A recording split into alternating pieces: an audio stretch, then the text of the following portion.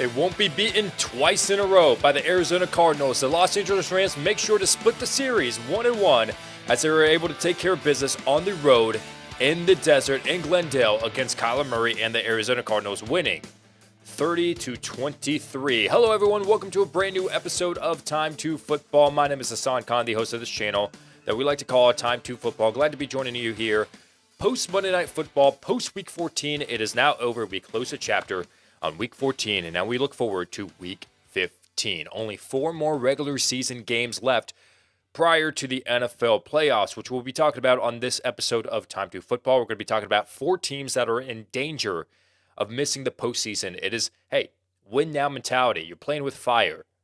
It's now or never. So it's not like these teams could get eliminated per se this week, but we want to talk about these 4 teams that are in danger of missing the playoffs if they don't get their ish together, guys. They got to get it together.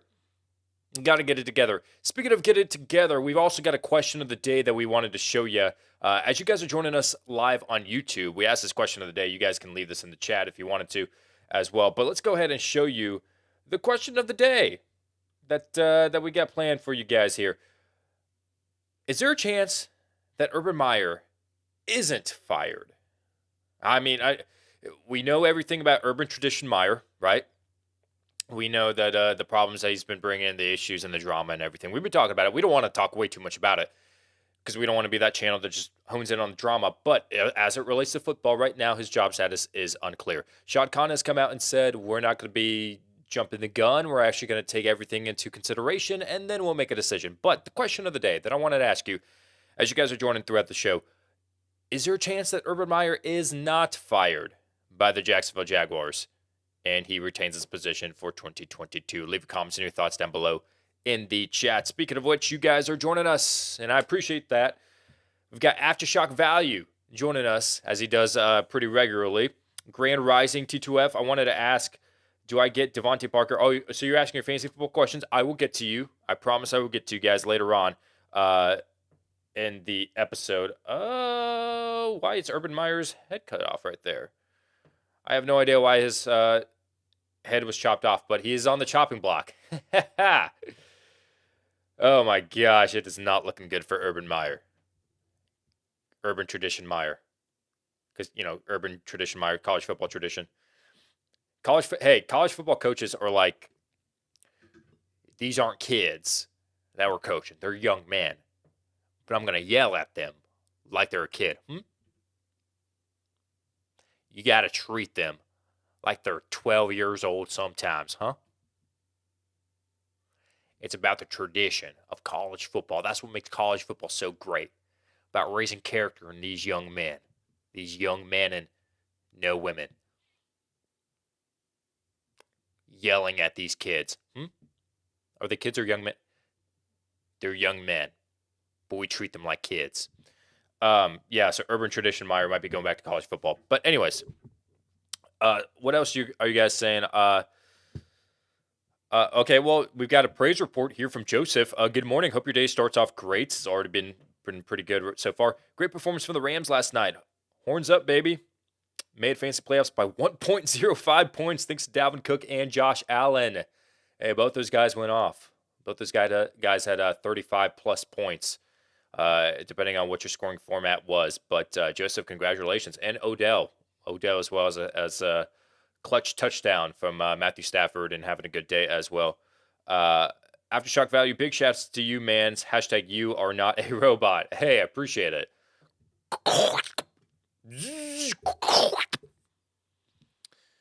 I learned that sound from Chris D'Elia. I know he's probably canceled now, but he's my favorite comedian, and he talks about that. But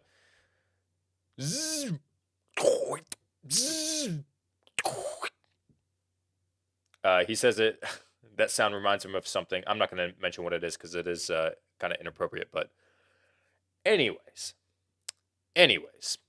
now what we do on the show is we talk about the player of the week every Tuesday. But here's the thing. With the player of the week, it's a different award. It's not like the player with the best stats. It's about the player that wanted it the most. So every week, the most prestigious award on this channel we award it to one guy, and this award is the Hungriest Player of the Week.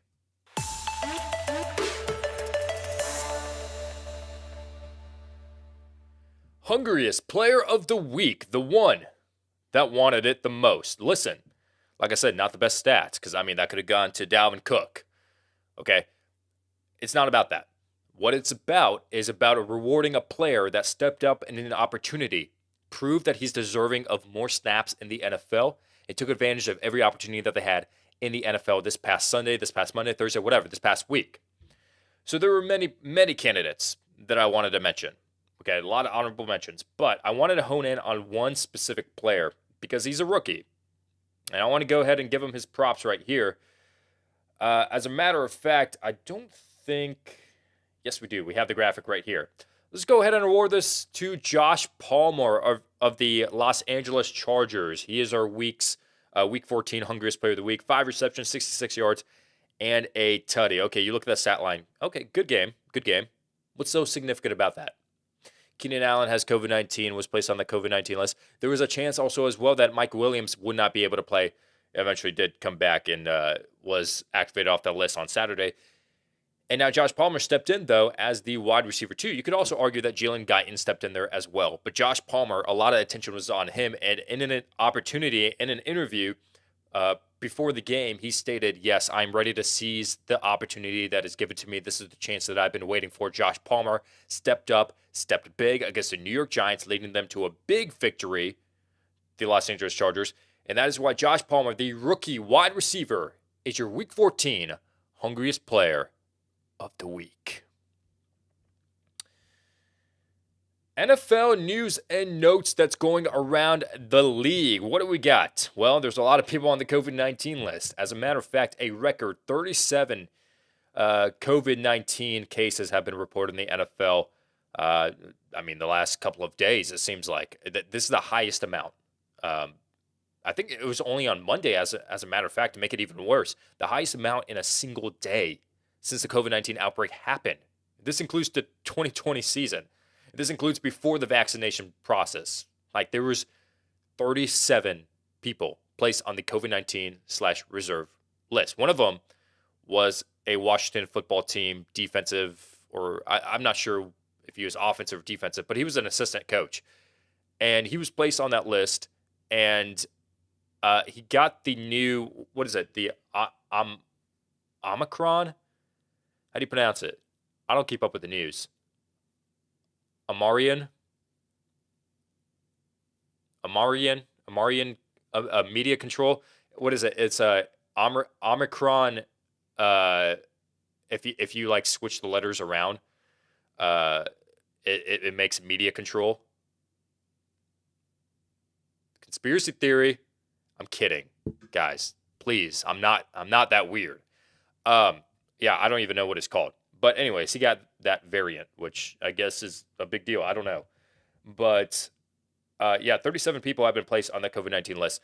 Some big names included on that. Alexander Mattison, Rashawn Slater of the Los Angeles Chargers, Jalen Ramsey and Tyler Higbee weren't able to play. They took a COVID-19 test prior to the game, found out they had COVID, were placed on that list. Their status is unclear coming up, as well as the Miami Dolphins running back who were placed starting on Thursday of last week. So we would assume that by the time Sunday rolls around against the New York Jets, they would be cleared. We've got Myles Gaskin, Salvon Ahmed.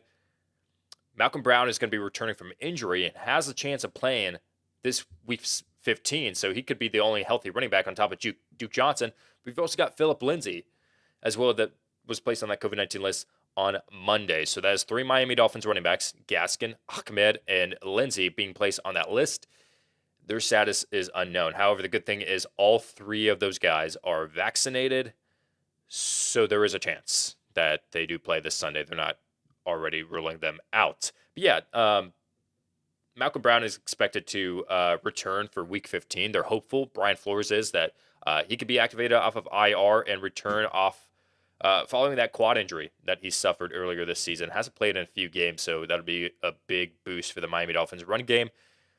But they did work out Lamar Miller as well, just in the instance that, hey, they can't go. So Lamar Miller, a former Miami Dolphin, Then he left for like the Houston Texans and had some stints here and there. But yeah, he should be coming back to the Dolphins if no one is activated off of the COVID-19 list in time. Austin Eckler was a did not practice estimation this past Monday. So they play on Thursday Night Football against the Kansas City Chiefs. What that means is if you have a short week, play on Sunday, then you're going to play on Thursday. You don't have a practice on Monday. Instead, you have a practice estimation, meaning that if practice were to happen, would you be limited? Would you play in full? Or would you practice in full? Or would you be held out? And Austin Eckler was a non-participant. Brandon Staley, though, did say that, hey, good news is even though Austin Eckler hurt his ankle, had the heaviest tape job that we've ever seen in our lives, he could have gone into the game if they needed him. The score was just way out of control because of our Hungriest Player of the Week. Josh Palmer had something to do with that. And Austin Eckler, no need for him to come back into the game. So he is a non-participant, but keep his status in mind for the remainder of this week. Some Dallas Cowboys news we've got for you. Tyron Smith, ankle injury, out versus the New York Giants, already being ruled out by Mike McCarthy and company. As well as Tony Pollard is trending, though, in the right direction.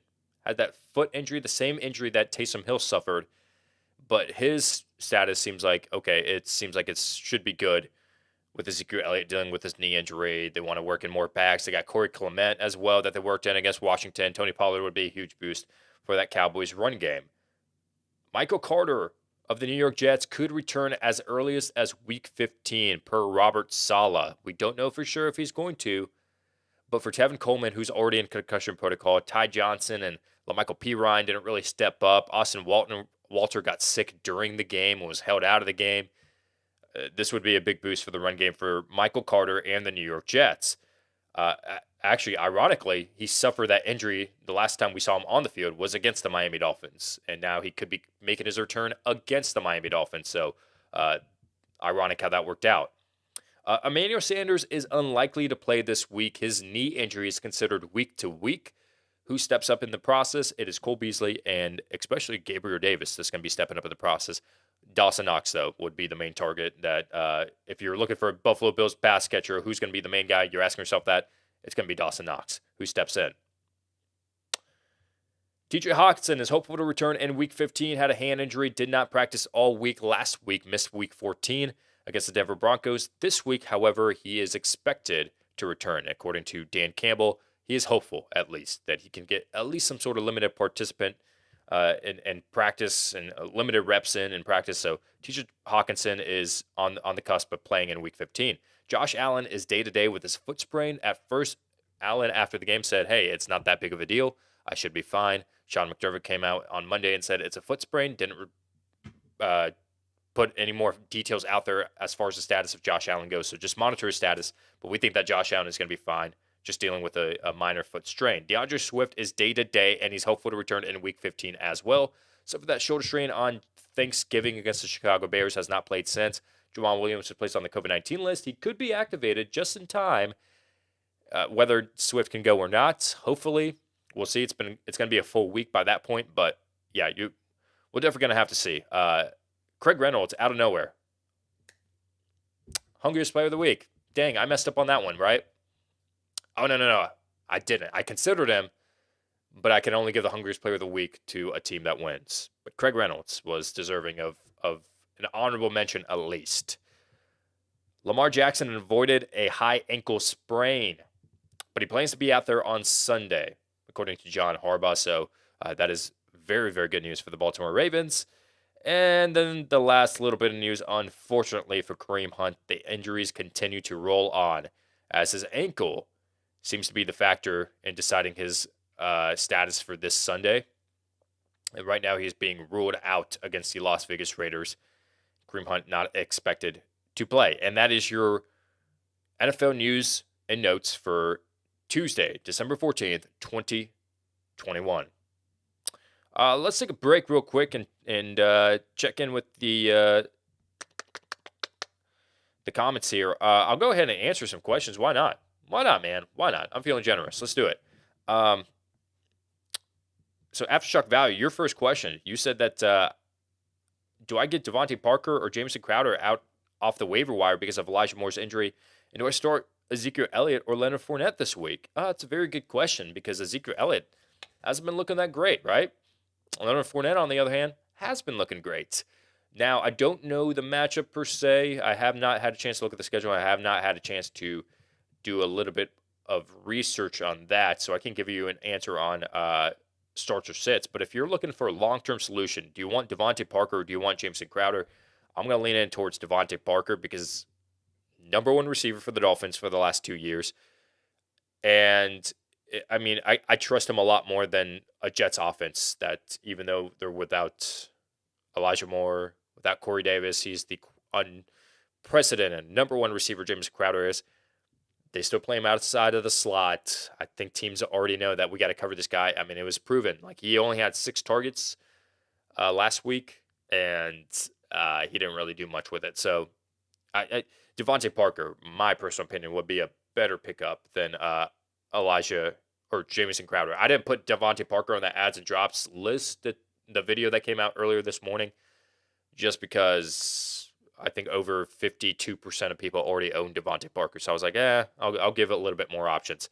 Hey, if you guys are desperate for a wide receiver, I mean, it's not the best option out there, but think about Laquan Treadwell. I mean, the next couple of weeks, he's got some matchups against the Texans and the Texans and the Jets coming up.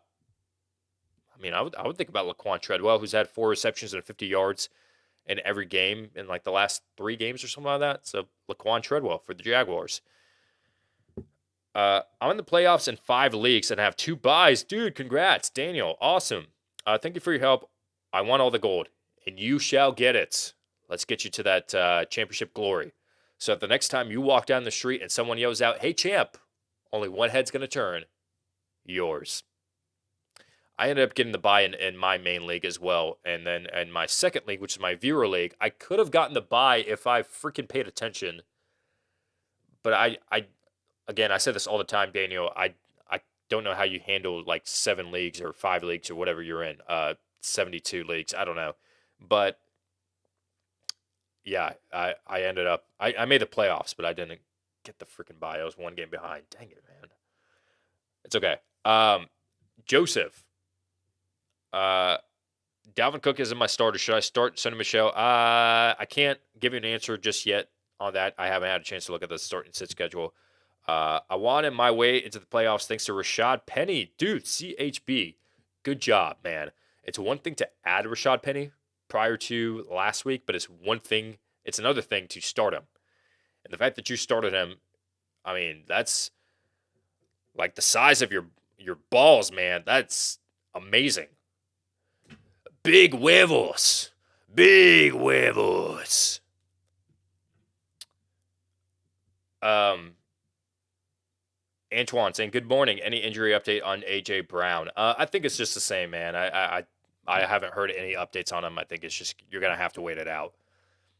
I mean, he could come back this week. He could come back next week. I don't think he's going to come back like, I mean, unless something crazy happens, he's going to come back eventually. Like, the Titans are in a position, yes, they could make the NFL playoffs. They're in a good spot right now, but there's no guarantee. So they'd want everybody back to help clinch this wild card spot or this division, whatever it may be. And I think that the Titans need A.J. Brown, so he could be coming back. I'm going to get more to you guys later on, so hang tight, and I'll answer more of your questions. But I wanted to take a little bit of time to talk about some teams that are playing with fire. Which teams are in danger of missing the postseason? Because I'm not talking about how these teams, if they lose right now, like next week they lose week 15, they're eliminated. But I'm talking about these teams like if they lose like 1, 2, 3 more games, maybe they're not going to be eliminated, but it's going to be very, very, very hard for them to get into the postseason. So these 4 teams, I looked at their schedule, I looked at the standings right now, and if the playoffs were to start today, which teams would be in, which teams would be out. So I'm going to read these teams off from the least worried to the most worried. So starting off with team number 4, the team that, okay, off this list, yes, you should still be worried, but the least worried out of all these teams, that is the Washington football team. Now, it gives me a little bit of worry that everyone's coming for their head. They're 6-7 currently. And if the playoffs were to start today, the Washington football team would be the 7th seed, thanks to that rule of introducing a 7th seed. Thank you. The other teams that are also 6-7, though, you've got the Saints, you've got Atlanta, you've got Minnesota, you've got Philadelphia, all 6-7. Then there are 2 other teams that are 5-8, just one game behind. That includes the Seattle Seahawks and the Carolina Panthers. The remaining schedule, they face Philadelphia twice, they face Dallas, and they face the Giants. All 4 of those games are in the NFC East, and we know how division matchups are. We know how tough they can be. So the Washington football team has to have just a little bit of concern. Now, it was great to go on that 4-game winning streak. You went from 2-6 to 6-6. Now, when you were 2-6, people were like, man, you're not going to make the NFL playoffs. Now that you're 6-6, you put yourself in this position like it's still a struggle. It's still a struggle. We won 4 straight, but we still have to keep our head on a swivel because we don't know how the outcomes of these last 4 games are going to turn out. I mean, against the Cowboys, we just lost in big fashion to the Cowboys. Almost came back, but we still pretty much, if you watch that game, the Cowboys dominated most of that game. Against the Philadelphia Eagles, we got to face them twice. They're also 6-7, so if we just slip up just once, I mean, it just makes it really, really hard at that point. Against the New York Giants, we barely beat them. They almost beat us back in week 2. So the Washington football team is team number 4 that I would say, all right, you're kind of playing with fire right now. You're kind of in danger of missing the postseason. The next team, team number 3, the Baltimore Ravens. Now, they're sitting pretty right now as a 4th seed in the lead for the AFC North. However, have you checked out the AFC North standings? I mean, it is a tight race coming up. You've got the Ravens, who lead at 8-5. You've got the Browns at 7-6. The Bengals at 7-6. The Steelers at 6-1. All these teams are either 1 game, 1.5 games behind the Ravens. And if you look at the remaining schedule for Baltimore, they face Green Bay, Cincinnati, the Rams, Pittsburgh. 2 of those 4 are AFC North games. Oh, you can't lose those. But then the other 2 outside of that, you've got the Packers, the best team in the NFL right now, and the Rams, who just topped one of the best teams in the NFL yesterday. So it's going to be a tough road for the Baltimore Ravens to hold on to that number 4 seed when you've got the Browns and the Bengals and the Steelers creeping up for that spot. So the Ravens, again, they can afford to lose maybe 2 of these games and they'll be fine. But with all the injuries, we don't know the status on Lamar Jackson. Marlon Humphrey is out for the season, and even all the preseason injuries that they've been having at running back, this is already a depleted team. It's just going to get harder and harder from this point forward. Team number 2, that is in danger of missing the postseason if they don't get their ish together. I didn't think I would ever say this in the preseason, but the Buffalo Bills. The Bills are in danger. 7-6 after that loss to the Tampa Bay Buccaneers. We kind of touched base on this in yesterday's episode. We talked about the takeaways that we learned, and one of the takeaways was maybe the Bills aren't as good as we thought they were. They had one impressive victory this season against the Kansas City Chiefs, which was a playoff team. Beat them 38-20. Outside of that, they lost to the Steelers, the Titans, the Patriots, the Bucks. Now, granted, all that was by one possession, so they could have gotten it done.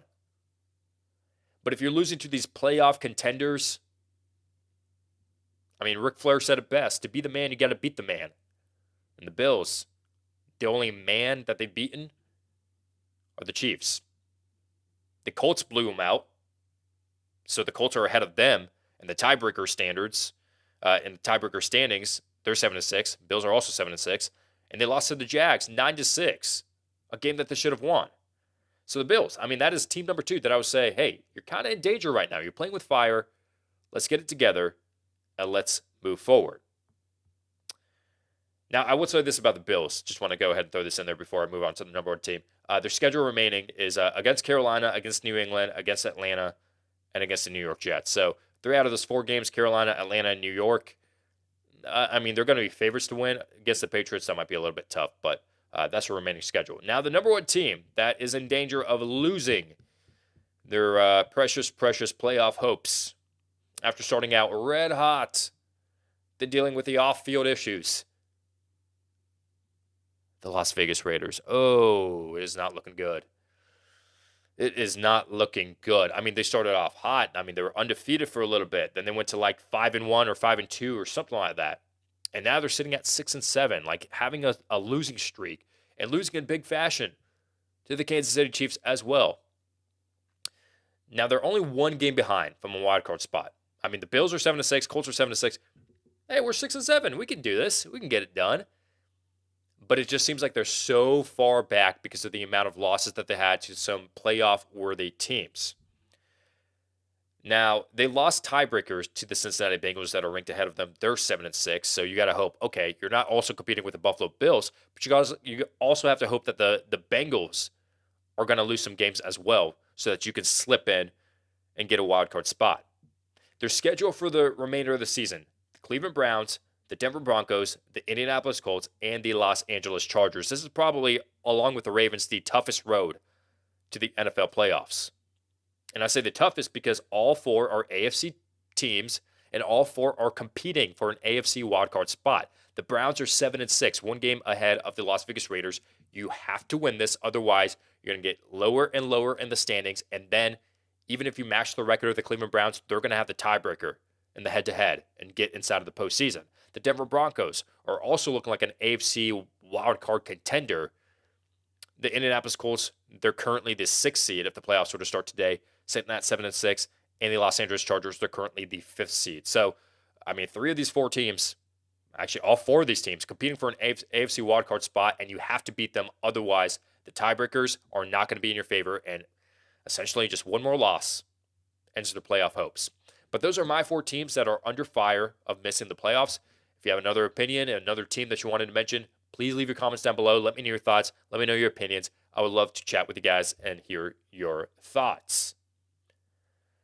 All right, now let's get into viewer questions. Questions that you guys are leaving in the chat. This is the part of the show where I just hang out with you guys and answer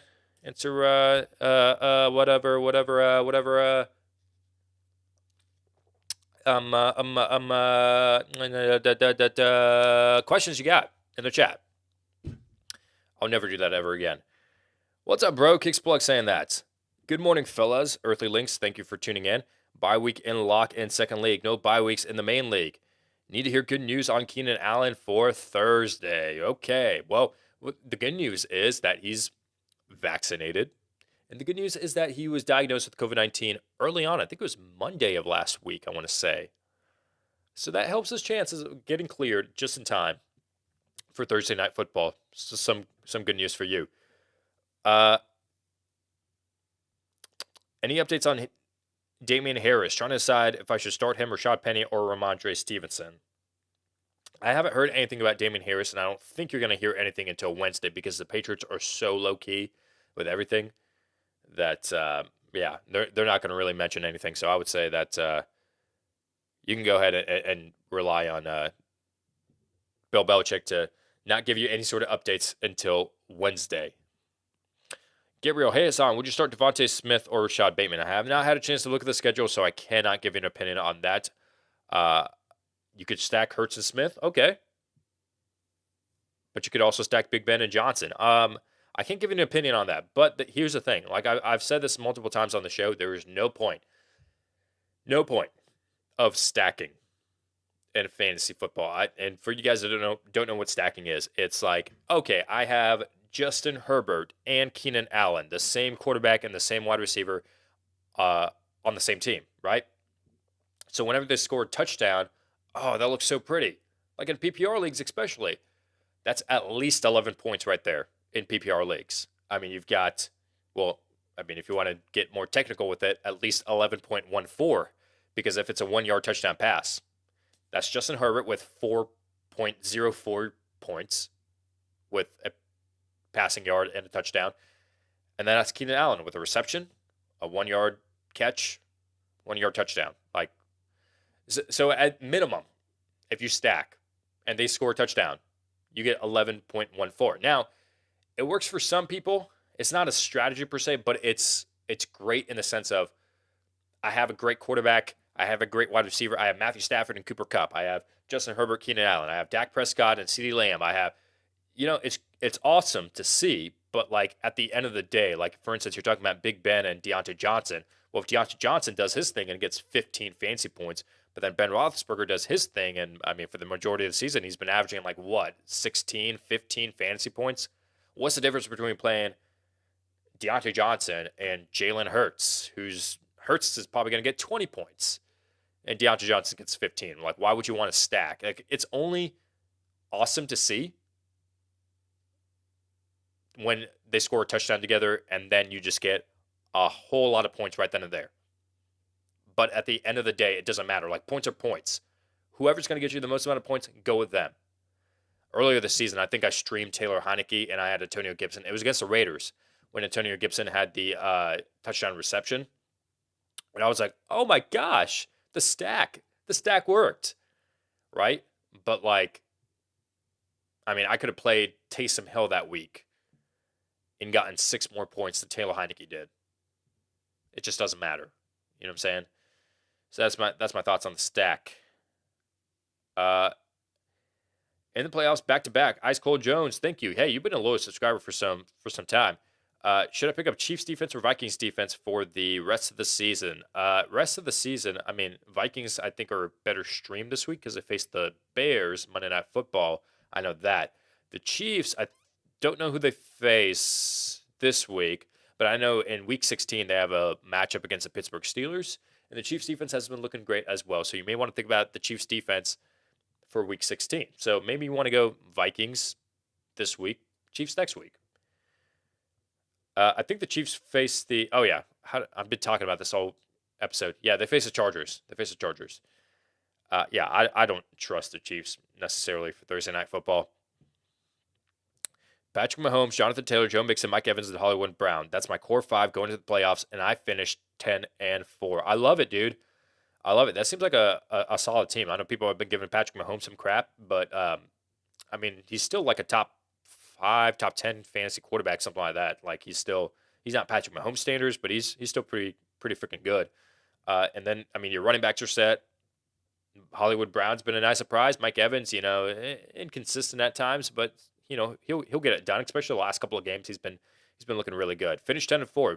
Love it, man. Love it. I think in my league I finished 10-4 as well. Big Dog Pound. Good morning, Hassan. How you doing, man? I'm doing great. How are you? I'm saddened to say I missed my playoffs. No. Did you really? Dude, I'm sorry, man. Have you won a championship before, though? Because if you won a championship and I missed the playoffs, I'd be like, oh, okay, at least I won before. You know what I'm saying? I'm sorry, dude. I'm sorry it's been a tough season for you. If you listen to my fantasy advice and you miss the playoffs because of that, I am so sorry. I'm sorry. I know. I admit sometimes I'm wrong.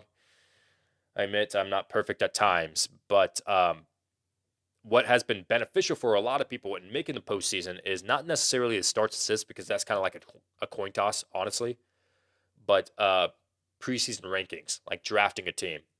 I drafted a team that, like, the players throughout the season, they'll get hurt and I have to like sub them in for like, oh, which other player should I like start and sit, and who has a good matchup. But for the most part, I drafted a team based off of my rankings, and that has been my whole team the whole season. And I haven't made any changes necessarily to that. I think I made one trade, but that's it.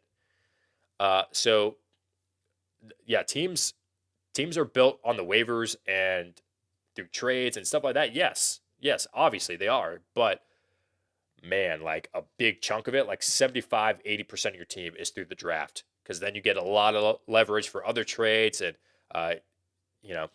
whoever it may be. So I encourage you. I don't know when you subscribed, but preseason rankings for next season, before the season starts, we'll be updating that, and we'll be keeping you guys updated on all of that. We keep track of every single offseason OTA news, beat reporter.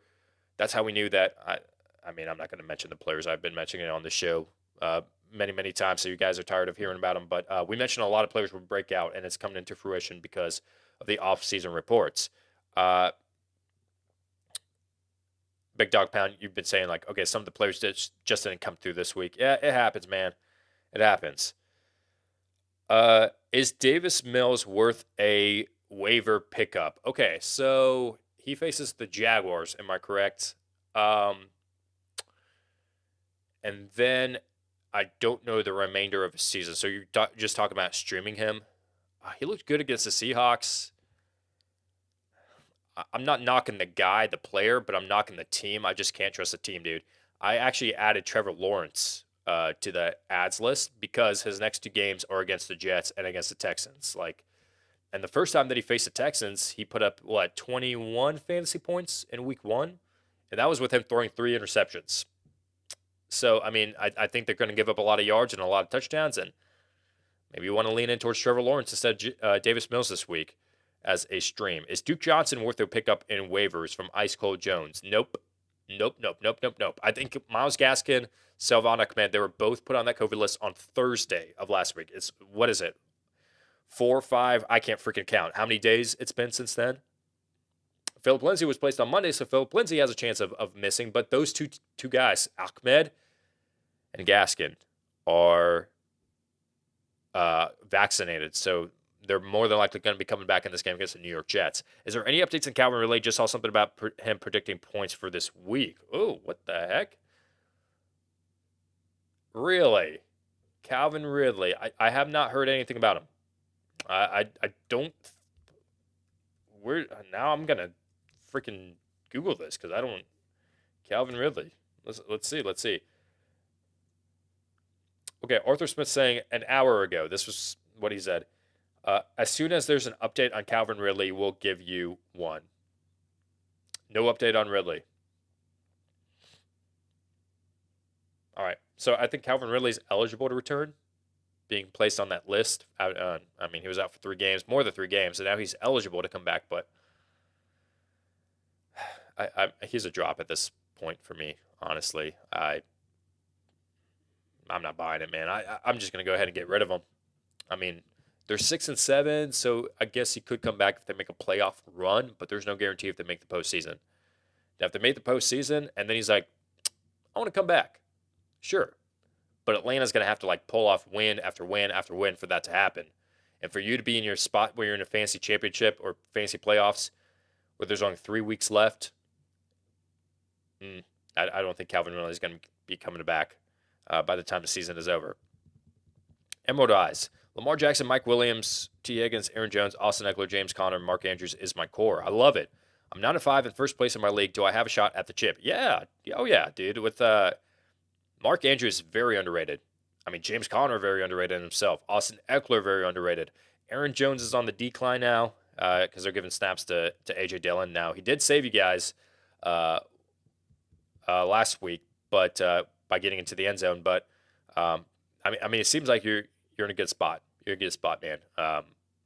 My core is quarterback. I have Jalen Hurts, running backs, Antonio Gibson, David Montgomery, which both those guys I had the opportunity to get freaking Jonathan Taylor instead of Antonio Gibson, but I bought into the hype, and oh my gosh. Anyways, I still like Antonio Gibson for the remainder of the season. I think he's going to be decent. And then my wide receivers are actually CeeDee Lamb, Jamar Chase, and Deebo Samuel. So those 3 guys have been carrying my team. And then I have Mark Andrews at tight end as well. And then Evan McGoatson as my kicker. Evan McPherson. Why is he owning just 31% of leagues? Pick him up.